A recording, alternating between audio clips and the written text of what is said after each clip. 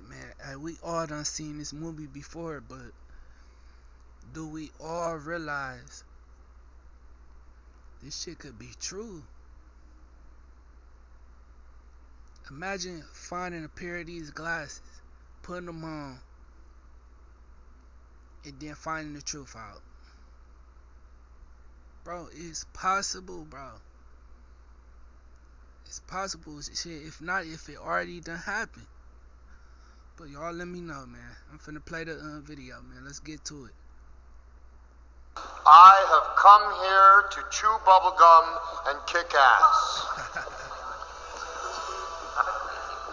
And I'm all out of bubblegum. Gonna start this What's the Difference with a bold statement. John Carpenter's They Live taught us everything we need to know. Oh, I absolutely agree. How to look cool in sunglasses? That's in there, yeah. How to multitask your bubblegum chewing and ass kicking. Oh, yeah. And how to be vigilant in seeing through the commercial propaganda the powers that be would use to keep you mollified and in your place. Oh, that's in there. I don't like this one bit. For 30 years now, They Live has been an essential viewing middle finger to Reagan-era greed and capitalism gone unchecked. Based on Ray Nelson's very short story, 8 o'clock in the morning, it's time for a refresher on the importance of seeing the real intent behind the messaging we're bombarded with every day. With no restraint on spoilers, let's get ready to ask, what's the difference? First published as a short story in the November 1963 issue of the magazine of fantasy and science fiction, 8 o'clock in the morning weighs in at an economical 1,800 words and change. It follows George Nada as he wakes up to discover grotesque reptilian and yellow-eyed aliens are controlling all of humanity. Later, in 1986, it would be adapted by artist Bill Ray into an equally short 7-page comic titled simply Nada. The comic, which appeared in the Eclipse Comics anthology series Alien Encounters, was a fairly straightforward adaptation. But how did John Carpenter change 1,800 words from 1963, which became 7 pages worth of comics in 1986, into some of the most satirical 80s badassery there was in 1988? It starts with how we meet the main character. The story and comic, as short as they are, don't spend a lot of time developing George Nada. In both, he's just a guy who's suddenly awake. The short story starts at the end of a hypnotist show as they ask the subjects on stage to wake up, and one of them, George Nada, wakes all the way up. Nada is immediately met with a sea of faces in the theater, some of which are weird and terrifying aliens who, until that very second, had George Nada under their spell.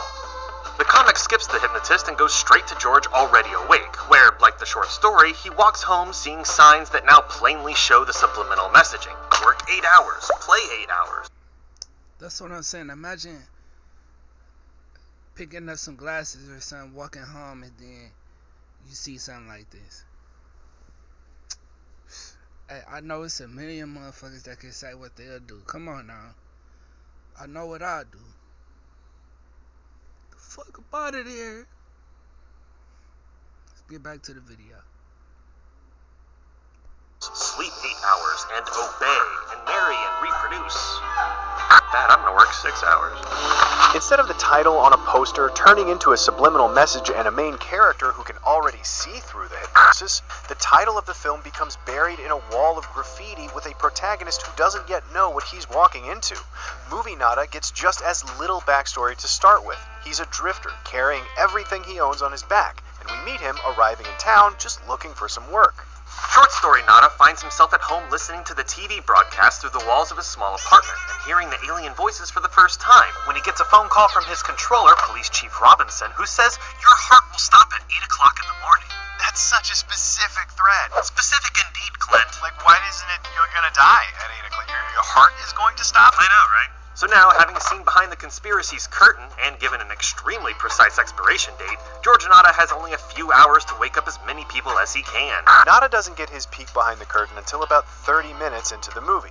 Up to that point, John Carpenter takes great pains to establish a society of haves and have-nots, where the homeless are entranced by commercials and employers are kinda dicks. Hey, there's no sleeping on this site, so you park your ass someplace else tonight. Yeah, that dude's the worst. Maybe, but you know who's not the worst? Keith David. Nada meets Frank on a work site and, after a small bit of creepy stalking, makes his way to a soup kitchen, a utopian safe harbor where people aren't assholes to each other. Nada even gets a chance to get all warm and fuzzy about the American dream. I deliver a hard day's work for the money. I just want the chance. It'll come. However, it's not long before Nada stumbles onto a pirate signal breaking into the airwaves, trying to disrupt the aliens' transmission, which, like the short story, is keeping the masses in a trance-like state of obedience. But once Nada begins to see this, the jackbooted thugs aren't far behind. It's here that Nada's faith in the fairness of the system is first tested. So setting up Nada as an outsider from the very beginning, albeit a well-intentioned outsider with a decently positive outlook, then putting that positivity through the ringer, Nada is primed to see the truth by the time he puts the sunglasses on. Back in the short story version, Nada is on the move and runs into an alien disguised as a lovable old drunk. But he starts to feel his grip on reality slip, and the alien's head phases back into that of the old drunk. Aw, I love this guy. So just to keep himself squared away, Nada smashes the alien's head in with a brick. Aw, I loved that guy. But this is a very important distinction between the short story, comic, and movie.